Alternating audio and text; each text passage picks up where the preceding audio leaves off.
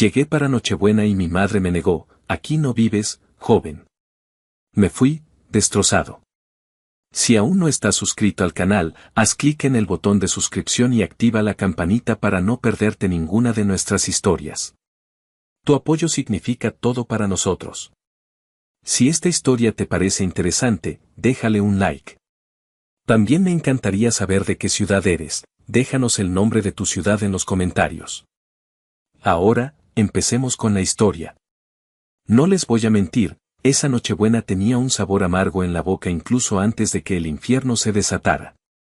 Conducía hacia la casa de mis padres, la cajuela llena no solo de los regalos carísimos que, seamos honestos, ya esperaban de mí como si fuera mi pinche obligación, sino también con el peso reciente de haber soltado una lana considerable, un dineral que me costó años de ahorros, para evitar que el banco les embargara la casa. Otra vez. Una deuda sorpresa de mi padre, don Rafael, de esas que aparecían como por arte de magia cada vez que mis finanzas personales parecían ir bien.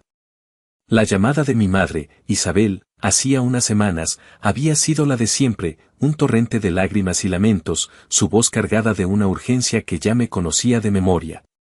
Ay, Mateito, hijito, si no nos ayudas esta vez, nos quedamos en la calle, en la mismísima calle. Y yo, como el pendejo de siempre, caí. Al doblar la esquina de su calle, la casa refulgía, una explosión de luces navideñas que seguramente yo también había pagado indirectamente con el último préstamo para gastos varios.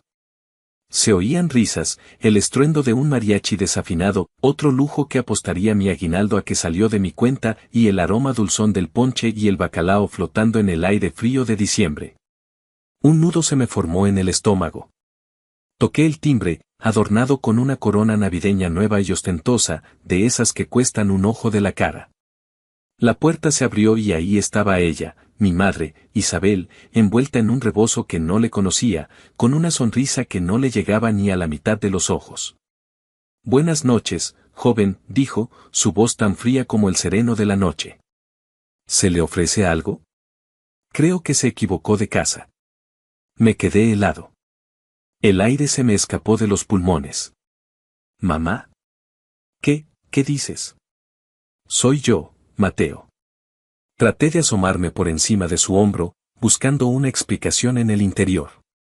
Alcancé a ver a mi hermano Luis, el vividor de la familia, y a mi tía Elena, la hermana de mi madre, la víbora mayor del clan, riéndose a carcajadas con copas en la mano. Mi estómago se revolvió. Isabel ni se inmutó.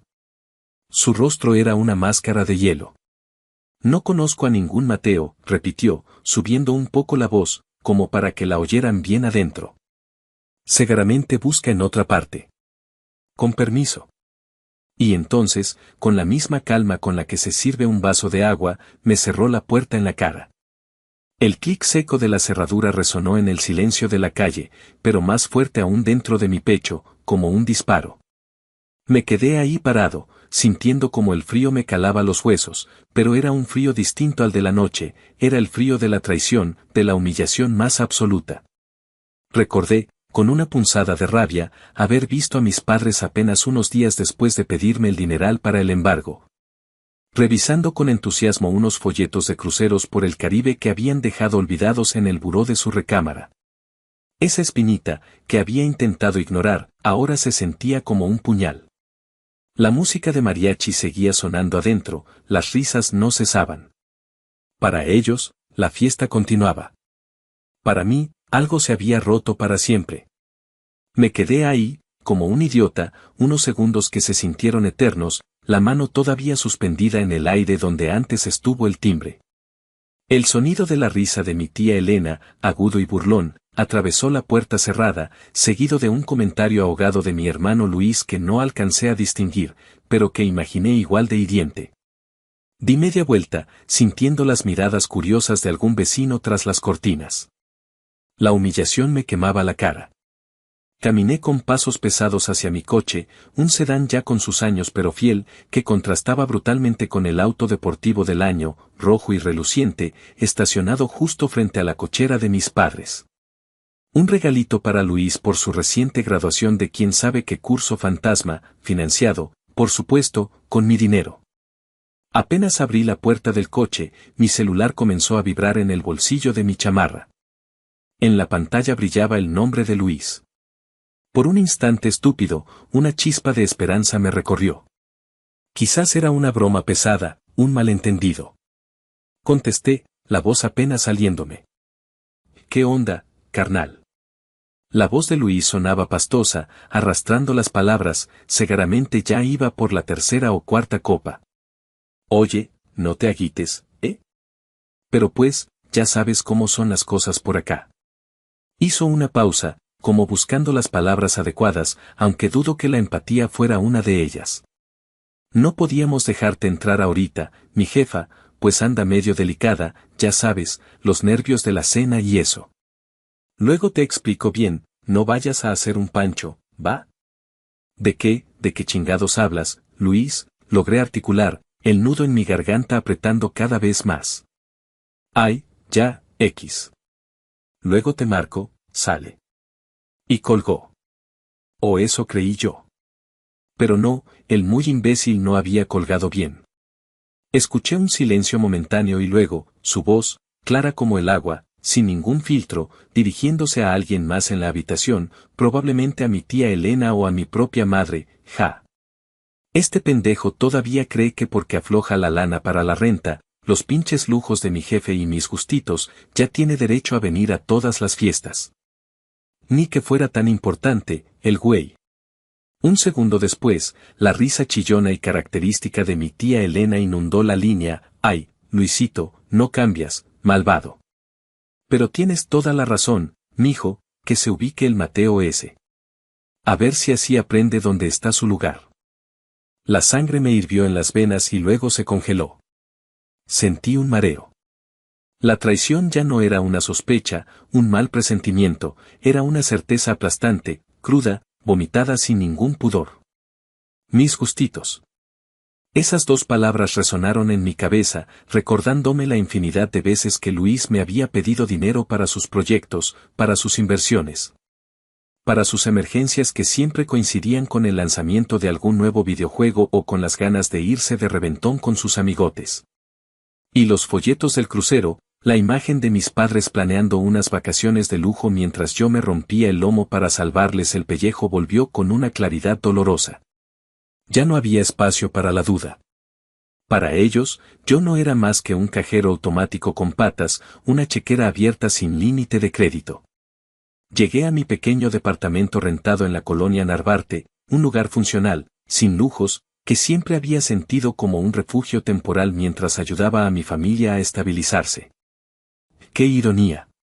Ahora ese modesto espacio, que tantas veces había despreciado en silencio comparándolo con las mejoras y los caprichos que había financiado en la casa de mis padres, se sentía como el único puerto seguro en medio de la tormenta. La rabia inicial, la que me había hecho apretar el volante hasta que los nudillos se me pusieron blancos durante todo el camino, comenzó a disiparse, dando paso a una lucidez fría, cortante como navaja de barbero. Ya no había dolor, ni confusión. Solo una certeza helada. Encendí mi vieja laptop, que tardó una eternidad en arrancar, un símbolo más de cómo había postergado mis propias necesidades por atender las de ellos.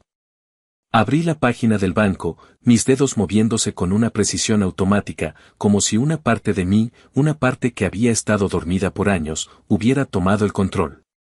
Primero, la transferencia automática programada para el pago mensual de la hipoteca de la casa de mis padres.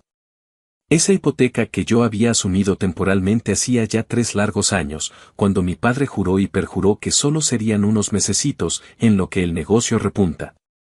Cancelada. Un clic y desapareció. Segundo, el pago de las colegiaturas del innovador curso de desarrollo de apps en el que Luis se había inscrito hacía 2 meses. Un curso que, estaba seguro, abandonaría antes de la primera evaluación, como todos los anteriores. Cancelado. Otro clic. Tercero, la tarjeta de crédito adicional a mi nombre, esa que mi madre, Isabel, usaba solo para emergencias. Emergencias que curiosamente siempre implicaban rebajas en el Palacio de Hierro o comiditas necesarias con mi tía Elena en restaurantes de moda. Bloqueada. El sistema me preguntó si estaba seguro. Más que seguro. Confirmado. Cuarto, el plan familiar de telefonía celular, donde Luis gozaba de un smartphone de última generación y datos ilimitados. Transferí su línea a un plan de prepago básico, el más barato que encontré. Que aprendiera a administrar sus saldos. Quinto, el seguro del flamante coche deportivo de Luis, ese que tuvieron el descaro de poner a mi nombre por conveniencia para el crédito. Mijo, tú tienes mejor historial. Una llamada rápida a la aseguradora. Póliza suspendida por falta de interés del titular. Cada acción era un golpe de martillo, un clavo más en el ataúd de la relación tóxica que me había desangrado por años. Mientras hacía todo esto, recordé la última gran inversión que me habían endilgado, la reparación urgente e indispensable del techo de la casa familiar. Don Rafael había insistido en que debía hacerse con un contratista de su entera confianza, un tipo que presentó un presupuesto infladísimo, casi el doble de lo que otros 2 albañiles habían cotizado. Es que este usa materiales de primera, Mateo, y da garantía de por vida, había argumentado mi padre con esa cara de yo no fui. Y yo, una vez más, había cedido. Mi teléfono, que había puesto en silencio al entrar a casa, empezó a iluminarse sobre la mesa del comedor como un árbol de Navidad epiléptico. Primero fue Isabel. Luego Rafael. Luego Luis. Mensajes de WhatsApp entrando en cascada, con signos de exclamación y preguntas urgentes. Los ignoré. Me serví un vaso de agua, mis manos temblando ligeramente, no de miedo, sino de una extraña mezcla de adrenalina y alivio. Al amanecer, cuando la primera luz grisácea de la ciudad se coló por mi ventana, revisé el teléfono por pura curiosidad morbosa. 105 llamadas perdidas. Más de 200 mensajes. Sentí un vacío inmenso en el pecho, sí, pero también una ligereza que no recordaba haber experimentado nunca. La tormenta apenas estaba por comenzar, lo sabía, pero por primera vez en mi vida, yo tenía el timón. Mientras la luz del nuevo día se filtraba por las persianas de mi departamento, mi mente, en un acto casi involuntario de masoquismo, comenzó a proyectar la película de mi vida, o al menos, la parte donde me convertí. Sin darme cuenta, o quizás negándome a verlo, en el banquero oficial de la familia Hernández. Todo comenzó, creo, el día que recibí mi primer sueldo como ingeniero en aquella constructora importante. Llegué a casa con una sonrisa de oreja a oreja, mostrándole a mi madre el sobre con mi paga, sintiéndome orgulloso. Ella sonrió, me felicitó, y casi de inmediato suspiró, qué bueno, hijito, porque a tu papá le hace falta una lanita para completar lo de la refacción de la camioneta del trabajo. Y así, sin más, mi primer sueldo se esfumó. La situación de mi padre, don Rafael, siempre fue precaria. Su último negocio estable, una pequeña refaccionaria en la colonia Portales, había quebrado hacía unos 5 años por lo que él llamó mala administración de los empleados. Aunque yo siempre sospeché que sus constantes comidas de negocios en cantinas y sus apuestas en el dominó tuvieron más que ver. Fue entonces cuando, para evitar que perdieran la casa por las deudas acumuladas, tuve que liquidar mis escasas inversiones personales, unos ahorros que tenía destinados para el enganche de un coche. Es temporal, mijo, te lo juro. En cuanto me recupere con este nuevo proyecto que traigo entre manos, te lo repongo con intereses, me dijo con esa convicción que usaba para vender hielo a los esquimales. Ese nuevo proyecto nunca se materializó, por supuesto. Y así siguieron muchos otros. Luego estaban los problemas de salud de mi madre, Isabel. Dolores misteriosos, achaques que aparecían y desaparecían convenientemente y que siempre requerían tratamientos especiales o terapias alternativas carísimas. Curiosamente, estos tratamientos a menudo coincidían con las grandes ventas nocturnas de Liverpool o con la insistencia de mi tía Elena de que Isabel necesitaba distraerse con un viajecito a Cuernavaca o una tarde de spa. ¿Y qué decir de mi hermano Luis? El eterno emprendedor, el artista incomprendido. Su lista de proyectos de negocio fallidos era tan larga como la cuaresma. Que si una tienda de playeras personalizadas, que si un food truck de comida orgánica, que si un curso para hacer DJ internacional. Cada uno requería una pequeña inversión inicial, un capital semilla para arrancar. Yo, en mi afán de verlo realizado, se lo daba, y cada vez ese dinero se perdía en el limbo de sus excusas. La vez que le di una suma considerable para una franquicia de café orgánico súper prometedora que resultó ser una vil estafa piramidal, ni siquiera tuvo la decencia de disculparse. Solo se encogió de hombros y dijo, ni modo, carnal, así son los negocios a veces, se pierde. Pero la que sigue es la buena, ya verás. No podía olvidar las famosas vacaciones familiares a Cancún, todo incluido, 5 estrellas. Yo no pude ir por un proyecto importantísimo en el trabajo, uno que definiría mi ascenso. Pero claro, pagué el viaje completo para ellos 3. Para que descansen, se lo merecen, les dije. Las fotos que subieron a Facebook eran de postal, ellos sonriendo de oreja a oreja, brindando con margaritas, sin una sola mención, ni un te extrañamos, Mateo. Mi buen amigo Javier, con quien compartía unas cervezas de vez en cuando, siempre intentó abrirme los ojos. Mateo, despierta, cabrón, me decía, sacudiéndome virtualmente. Te están chupando la sangre, te están usando de su pinche cajero automático. Esa gente no va a parar hasta que no les pongas un alto o te dejen seco. Y yo, el idiota, siempre los defendía, es mi familia, Javier. Uno tiene que apoyar a la familia, ¿no? Para rematar el cuadro, estaba don Armando, el compadre de mi padre, un señor con aires de sabio y una labia que ya quisieran muchos políticos. Cada vez que me veía, me daba palmadas en la espalda y soltaba sus perlas de sabiduría. Muy bien, Mateíto, así se hace. La familia es lo primero, el pilar de la sociedad. Tu padre está muy orgulloso de ti, aunque a veces no lo diga. Sigue así, invirtiendo en los suyos, que Dios se lo premia al 100%. Lo que no mencionaba don Armando era que varios de los negocios urgentes de mi padre, en los que yo había invertido, eran en sociedad con él, y que mis inversiones usualmente terminaban en sus bolsillos. En medio de toda esta mierda, a veces llegaba un pequeño rayo de lucidez, como un mensaje tímido de mi prima Sofía, la hija de la otra hermana de mi madre, una muchacha sensible y observadora. Después de alguna comida familiar particularmente humillante para mí, donde Luis se había burlado de mi coche viejo o mi madre había criticado mi ropa tan poco elegante, Sofía me escribía en secreto, primo. No les hagas caso. Tú vales mucho más que todos ellos juntos. Esas palabras, en su momento, me sabían a poco consuelo, pero ahora, en retrospectiva, eran el único indicio de que alguien más en esa familia disfuncional veía la realidad. La memoria es cabrona. Cuando decide abrir sus archivos, no lo hace con delicadeza, te avienta los recuerdos a la cara como si fueran piedras. Y ahí estaba yo, en la madrugada de mi nueva vida, apedreado por imágenes y palabras que durante años había intentado minimizar, justificar o simplemente ignorar. Recordé con una claridad que dolía la fiesta de cumpleaños de Luis el año pasado. Insistieron en celebrarlo en un salón de fiestas bonito, con un banquete decente y un DJ que pusiera ambiente. Tradúzcase, yo pagué el salón, el banquete y el DJ. Durante el brindis, cuando intenté tomar la palabra para decir unas frases de felicitación, mi madre me interrumpió con una sonrisita forzada. Ay, Mateo, ya, deja que tu hermano disfrute su momento. No lo vayas a aburrir con tus discursos tan serios. Sentí la mirada burlona de Luis y los cuchicheos de tía Elena con sus amigas. Me tragué el coraje y el discurso. Los comentarios de tía Elena eran un capítulo aparte. En cada reunión familiar, se las arreglaba para soltar sus indirectas, siempre lo suficientemente alto para que yo las escuchara.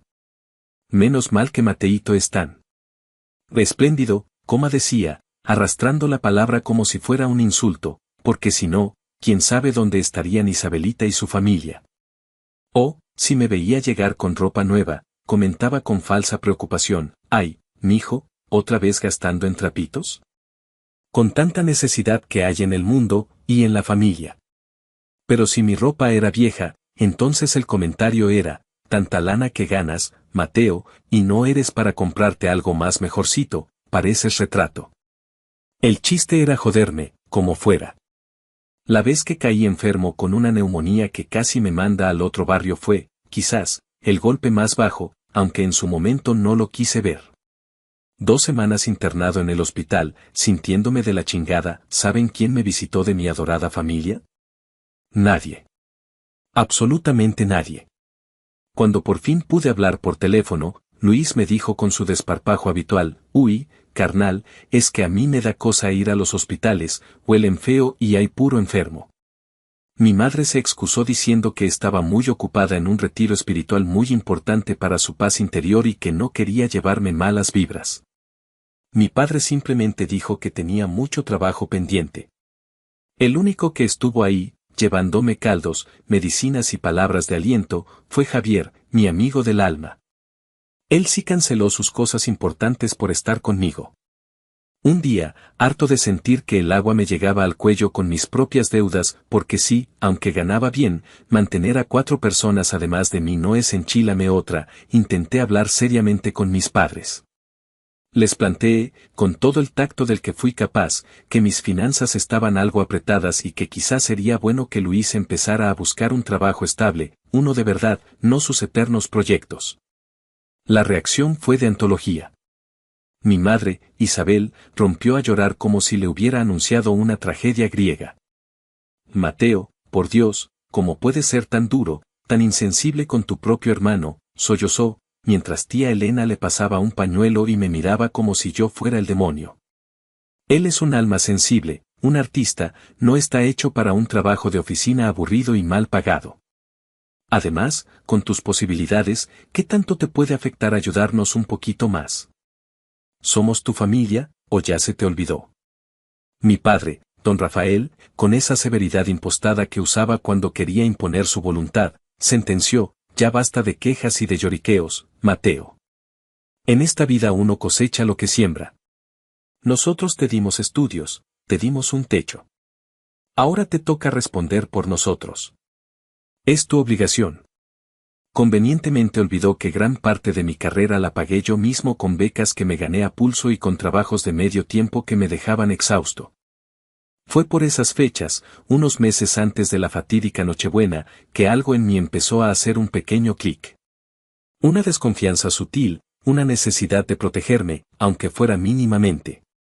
Comencé, casi sin pensarlo mucho, a pedir recibos o comprobantes de algunos de los gastos más fuertes que me endilgaban. La excusa era simple y creíble: es para llevar mejor mis cuentas para la declaración anual del SAT. Ya ven cómo se pusieron de estrictos. La reacción fue inmediata: caras largas, suspiros de fastidio, miradas de reojo entre ellos. A mi madre se le escapó un ay, Mateo, qué desconfiado te has vuelto. Mi padre frunció el ceño y dijo: ¿a poco dudas de nuestra palabra, muchacho? Esa incomodidad, esa resistencia a la más mínima supervisión, fue la primera grieta real que vi en la fachada de familia unida y necesitada. Era una señal clara de que no les gustaba que el cajero automático empezara a hacer preguntas. El sol ya estaba alto cuando la verdadera artillería telefónica comenzó. Supongo que les tomó toda la mañana darse cuenta de la magnitud del desastre, o quizás estaban demasiado ocupados tratando de resolver los problemas inmediatos que mi rebelión les había causado. La primera en llamar, como era de esperarse, fue mi madre, Isabel. Su tono ya no era el de la súplica llorosa de la noche anterior, sino uno que mezclaba un pánico creciente con una furia apenas contenida. Mateo. Alma de Dios, ¿se puede saber qué demonios hiciste?, ladró en cuanto contesté, sin siquiera un buenos días. Acaba de llamar tu padre del banco. Dice que no se pagó la hipoteca y que si no se liquida hoy mismo, mañana nos embargan. Y mis tarjetas no pasan en ningún lado, hice el ridículo en el supermercado. Y Luis no puede usar su coche porque dice la aseguradora que el seguro está cancelado. ¿Te volviste completamente loco o qué te pasa? Escuché su perorata con una calma que incluso a mí me sorprendió. Era como si estuviera oyendo el reporte del clima. No, mamá, respondí, mi voz sonando extrañamente serena. No me volví loco. Simplemente recuperé lo que es mío y dejé de pagar las deudas y los caprichos que no me corresponden. Hubo un silencio al otro lado de la línea, tan denso que casi podía cortarse. Luego, un chillido agudo. Pero es nuestra casa. Es el patrimonio de tu familia. Tu hermano necesita el coche para sus entrevistas de trabajo importantes que tiene esta semana. Entrevistas que, por supuesto, eran tan reales como los unicornios. Tu padre está al borde de un infarto por tu culpa, con el disgusto que le diste. Y eres un egoísta, un desconsiderado, un malagradecido. Solté una risita seca. ¿Egoísta yo, mamá? ¿Después de pagarles absolutamente todo durante más de 10 años? Incluyendo el viaje de negocios urgente de papá a Las Vegas el mes pasado. Ese del que regresó sin un solo peso en la bolsa, pero eso sí, muy sonriente y con una camisa nueva que olía a perfume caro. ¿O te refieres a los folletos del crucero a Europa que estaban revisando con tanto entusiasmo la semana pasada, justo después de que les di el dinero para salvar la casa? Porque esos planes no parecían de gente que está a punto de perderlo todo, ¿verdad? Isabel balbuceó algo ininteligible, una mezcla de negaciones y excusas baratas. Luego, con la voz quebrada por la rabia, me soltó un rosario de insultos y colgó con un portazo telefónico. No pasaron ni 5 minutos cuando el teléfono volvió a sonar. Era Luis. Su voz, a diferencia de la de mi madre, no era estridente, sino que destilaba un veneno frío y un miedo palpable. Neta, güey, ahora sí te pasaste de verga, siseó. ¿Qué chingados te traes, eh? Y mi mamá está hecha un mar de lágrimas, parece la Magdalena. Y mi jefe no para de gritar y de dar vueltas como león enjaulado. Nos dejaste en la puta calle, cabrón. Curioso que lo menciones, Luis, repliqué, el sarcasmo goteando de mis palabras. Considerando que ayer por la noche ustedes fueron los que me dejaron a mí en la calle, en plena Nochebuena, ¿o ya se te olvidó tan rápido? No mames, Mateo. Eso fue un pinche malentendido, ya te lo dije. Te pones en un plan bien dramático. Y todo esto por unos pinches pesos de mierda. Neta que estás enfermo de poder, crees que porque tienes lana puedes pisotear a tu familia. Unos pinches pesos, repetí, sintiendo como la rabia, esa que había mantenido a raya, comenzaba a hervir. ¿Te refieres a los miles y miles de pesos que he gastado en tus colegiaturas que nunca terminas, en tus proyectos, que siempre fracasan, en tus deudas de juego que me juraste por la virgencita que eran para comprar materiales de un curso avanzado de diseño gráfico? ¿O quizás te refieres al coche deportivo que manejo por ti, o a los conciertos y festivales a los que vas con mis tarjetas mientras yo me parto el lomo trabajando? Luis se quedó callado un momento, luego explotó en una sarta de insultos y justificaciones absurdas, acusándome de querer arruinarles la vida por puro capricho. Colgó. La siguiente en la lista fue mi tía Elena. Esperaba más gritos, más reclamos. Pero no. Ella intentó una táctica diferente, más melosa, más rastrera. Mateíto, mi niño, mi rey, comenzó con una voz empalagosa que me dio náuseas. Sé que estás muy dolido, mi cielo, y con razón, esa Isabel a veces no mide sus palabras. Pero tu mamita está que se muere de tristeza, no ha parado de llorar. Y tu hermanito, míralo, tan flaquito y preocupado.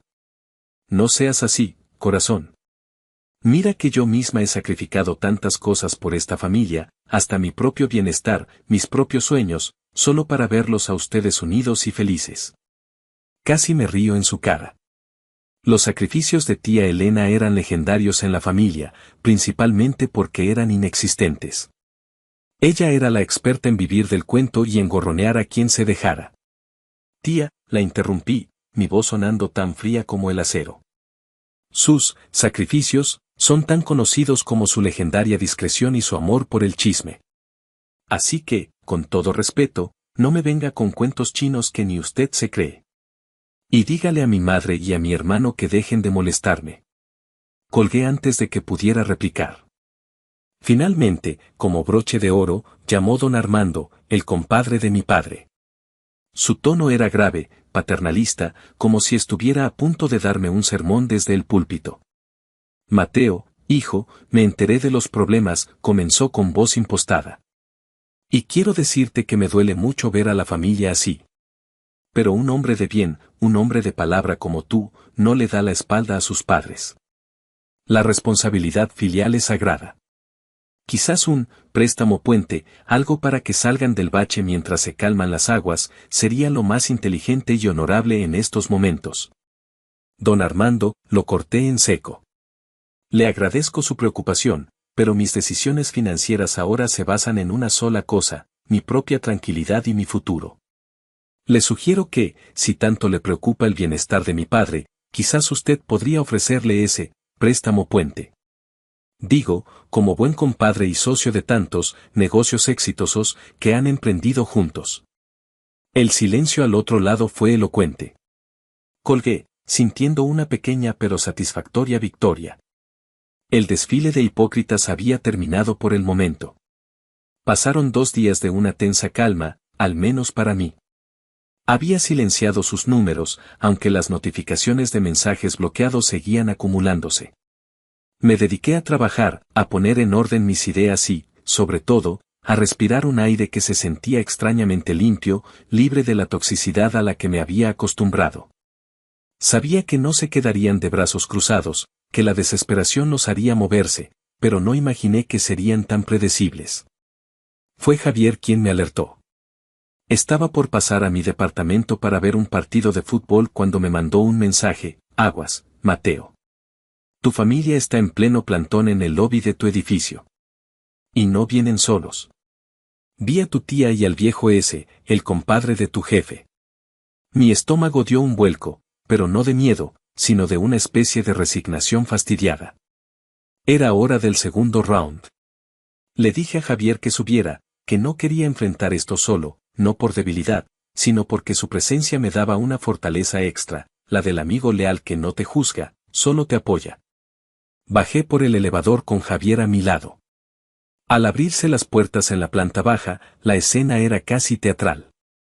Ahí estaban, mi madre, Isabel, con el rostro desencajado y los ojos hinchados de tanto llorar o fingir, mi padre, don Rafael, más pálido de lo usual, con la mandíbula apretada y una mirada furiosa, mi hermano Luis. Recargado en la pared con aire de matón de película barata, mi tía Elena, con su expresión de falsa compasión, y sí, para mi sorpresa y disgusto, también estaba don Armando, el compadre. Con su aire de patriarca ofendido. En cuanto me vio, mi madre corrió hacia mí, o más bien, intentó abalanzarse sobre mí con los brazos extendidos, como si fuera a darme un abrazo de telenovela. Hijito de mi vida. Mateíto. Por fin te dejas ver. Estábamos tan preocupados, pensando lo peor. Su voz era un lamento calculado. Retrocedí instintivamente un par de pasos, levantando una mano para frenarla. Javier se colocó discretamente un poco más adelante, a mi lado, una barrera silenciosa pero imponente. Preocupados, mamá, dije, mi voz sonando más firme de lo que me sentía por dentro. O más bien, preocupados porque el cajero automático dejó de funcionar. La cara de Isabel se demudó. Las lágrimas fingidas se detuvieron de golpe. Mi padre dio un paso al frente, su rostro enrojeciendo por momentos. Y mira, escuincle malagradecido, bramó, su voz resonando en el pequeño lobby. Ya estuvo bueno de tus niñerías y tus desplantes de diva. Vas ahora mismo con nosotros al banco y arreglas este maldito desmadre que armaste o te juro por lo más sagrado que... ¿O qué, papá? Lo interrumpí, mirándolo directamente a los ojos. El miedo que antes me inspiraban sus amenazas se había esfumado. ¿Me vas a pegar? Como cuando era niño y no te hacía caso. O quizás don Armando me va a dar otro de sus sabios consejos financieros que, curiosamente, siempre terminan beneficiando sus propios bolsillos y los tuyos, pero nunca los míos. Dirigí una mirada glacial a don Armando, quien visiblemente se incomodó y desvió la mirada, carraspeando. Luis, intentando recuperar el control de la situación, se adelantó con una sonrisa forzada que no engañaba a nadie. Ya, carnal, bájale 2 rayitas, ¿no? Entendemos que estés ardido, que te sientas, pero esto ya nos está afectando a todos gacho. Mira, si es por lo de la puerta el otro día, pues mi jefa ya te pidió perdón, ¿no fue así, ma?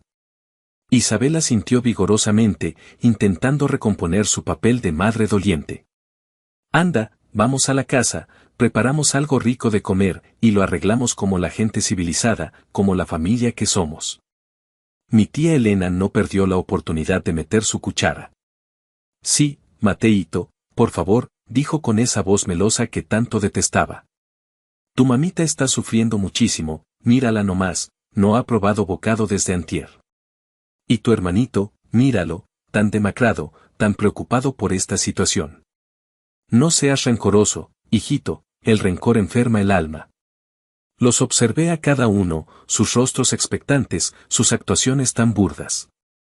Sentí una mezcla de asco y una profunda, abrumadora tristeza. La única razón, dije lentamente, mi voz cargada de un desprecio helado que los hizo retroceder un poco, la única jodida razón por la que están todos ustedes aquí, montando este circo patético. Es porque se les acabó la mina de oro. Se les secó el pozo del que han estado bebiendo por años sin mover un solo dedo para rellenarlo. Pues se acabó. El espectáculo terminó. Busquen trabajo. Aprendan a vivir con lo que, no, tienen. Y, sobre todo, déjenme en paz de una vez por todas. Me di la vuelta, con la intención de subir de nuevo al elevador. Javier me siguió, cubriéndome la espalda. El silencio que dejamos atrás era denso, pesado, cargado de una furia impotente. Justo cuando pensaba que el penoso espectáculo había terminado, que por fin podría refugiarme en la relativa paz de mi departamento, la voz de Luis, chillona y cargada de veneno, rompió el silencio tenso del lobby.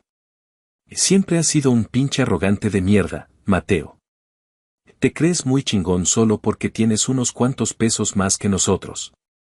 Pero no eres nadie sin tu puta lana.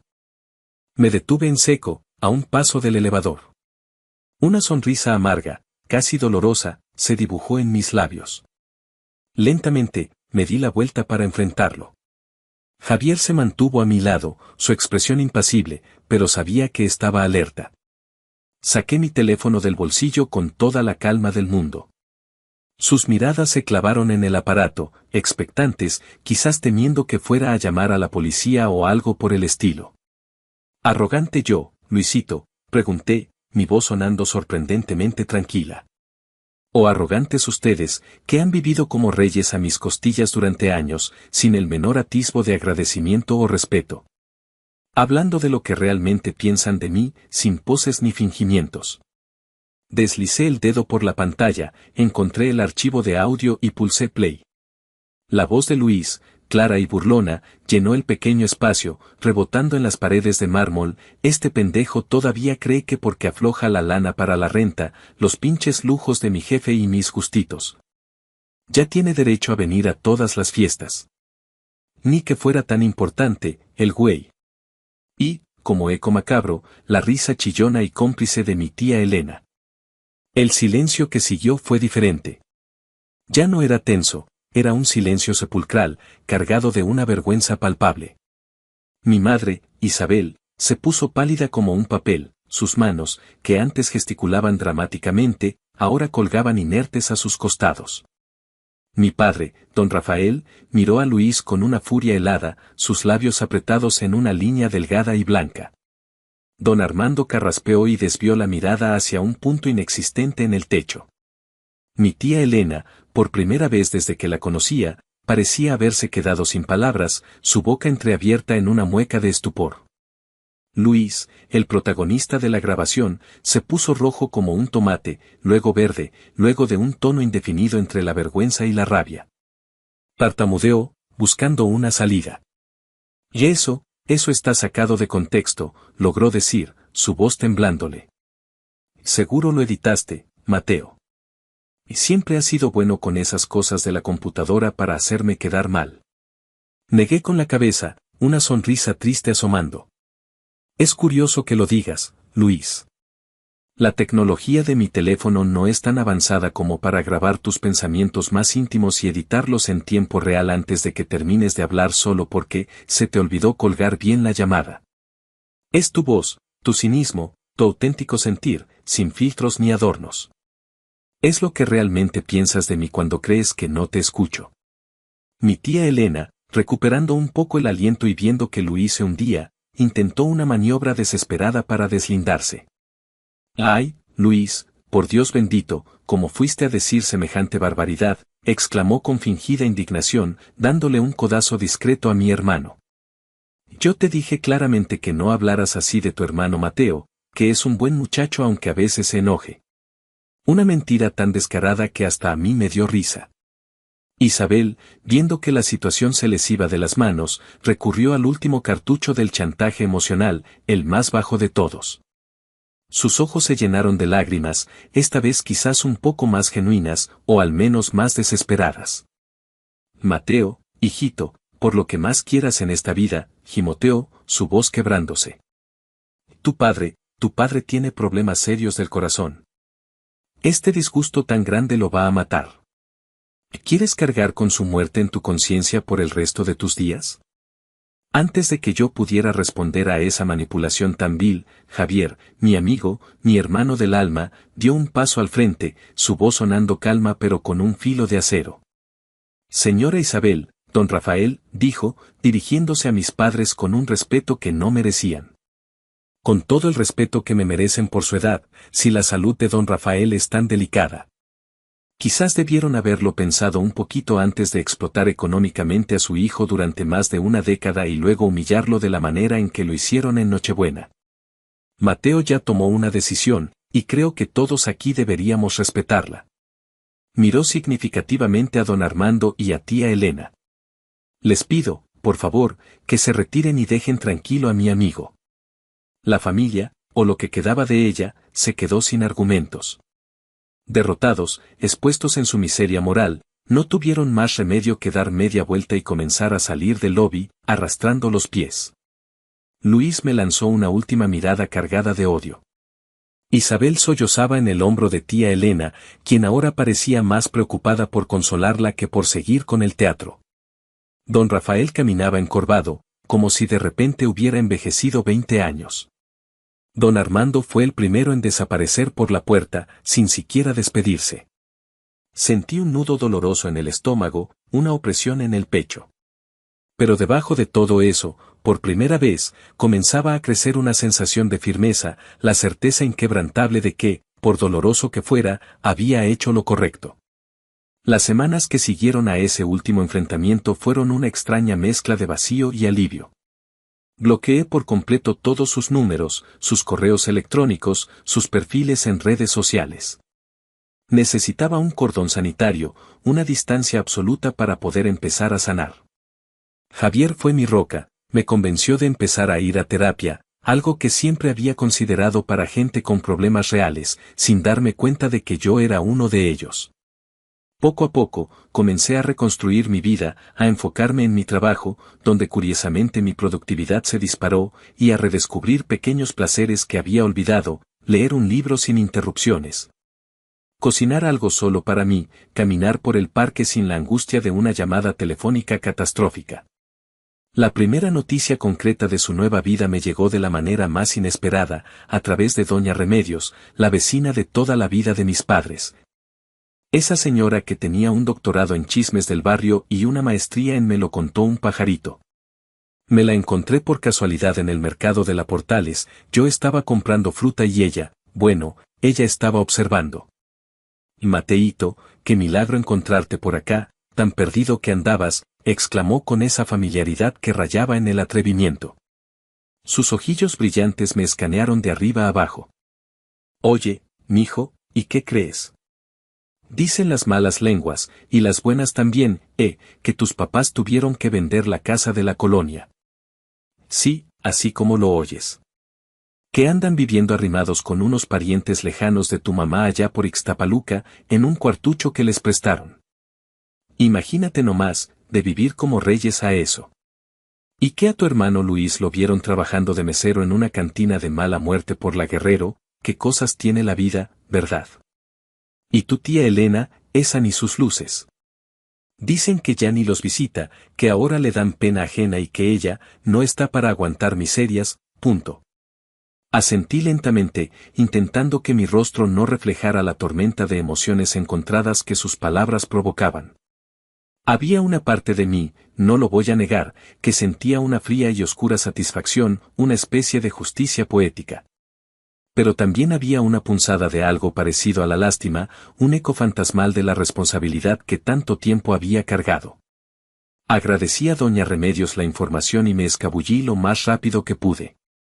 Unos días después, recibí un mensaje de un número desconocido. Era mi prima Sofía.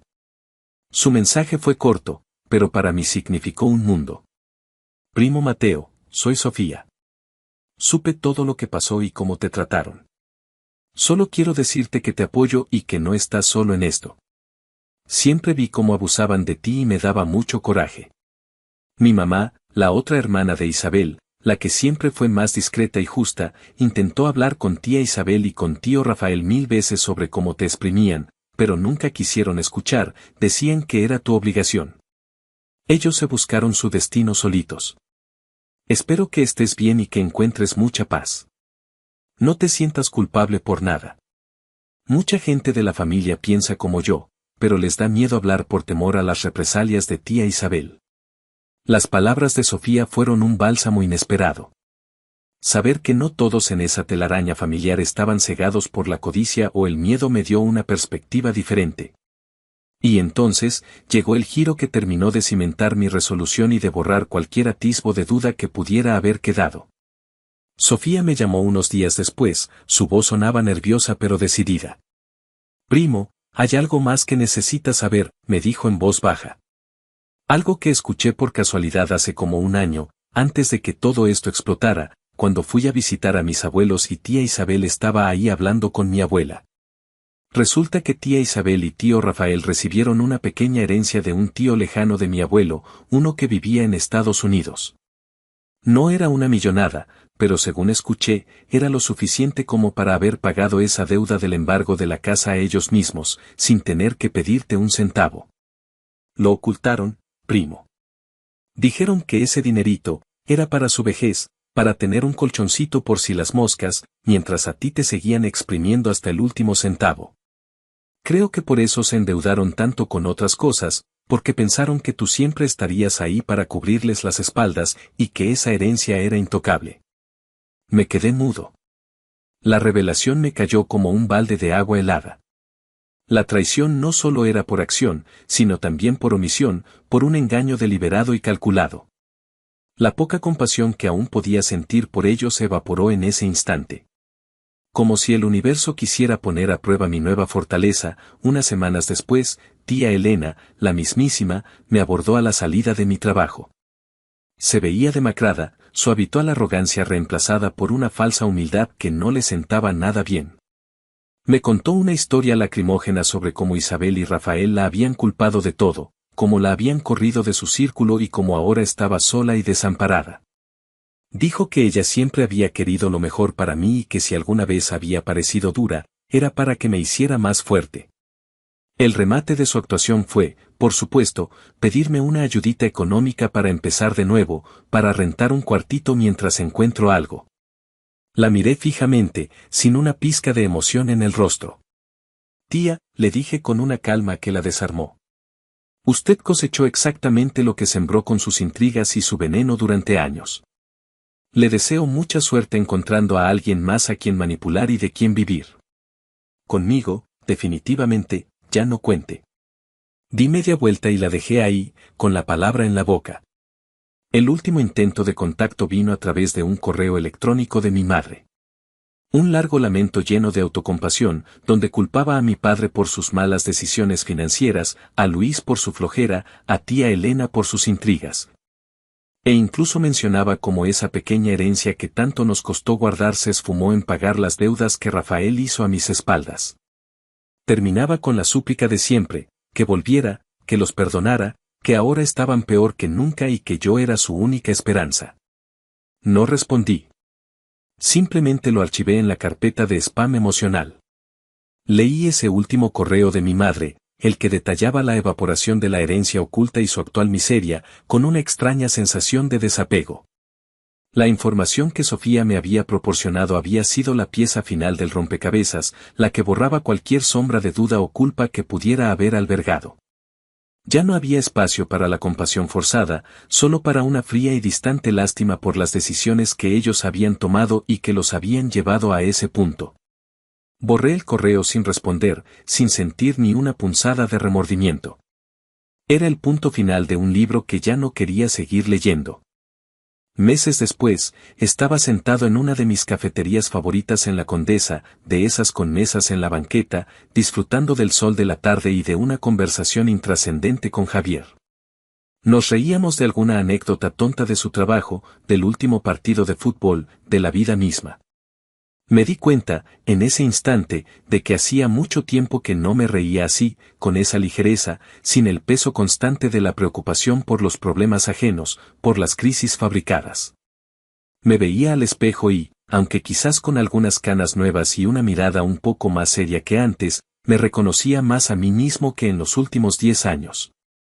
Entonces, ¿qué sigue para ti, mi buen Mateo?, preguntó Javier, dándole un sorbo a su café.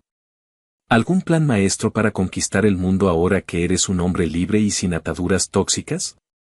Sonreí levemente, mirando a la gente pasar, cada uno con su propia historia, sus propias batallas. No sé, Javier, la verdad no sé, respondí con sinceridad. Supongo que, por primera vez en mucho, mucho tiempo, el plan es simplemente vivir para mí. Disfrutar de las cosas pequeñas. Quizás por fin hacer ese viaje a la Patagonia que siempre pospuse por alguna emergencia familiar. O aprender a tocar la guitarra, siempre quise. Cosas simples, ¿sabes?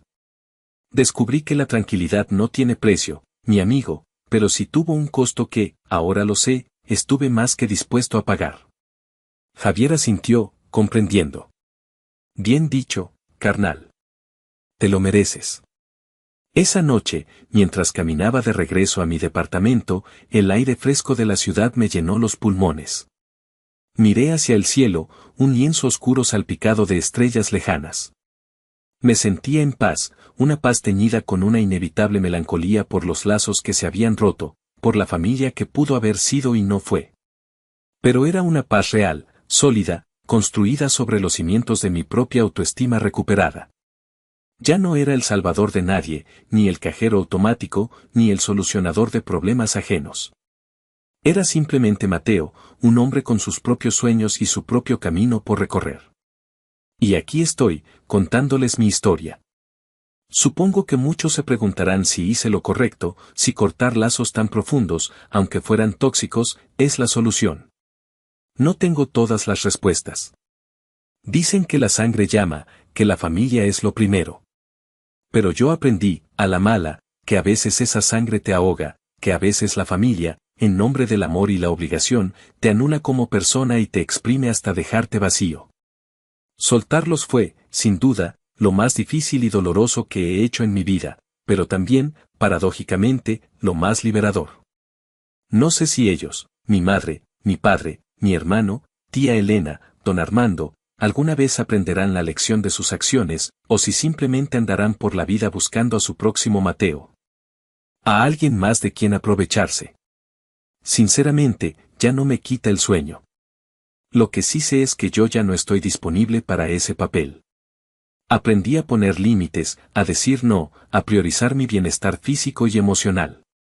Y esa, amigos, es una lección que vale oro. Así que, les pregunto a ustedes, los que me escuchan, ¿qué hubieran hecho en mi lugar?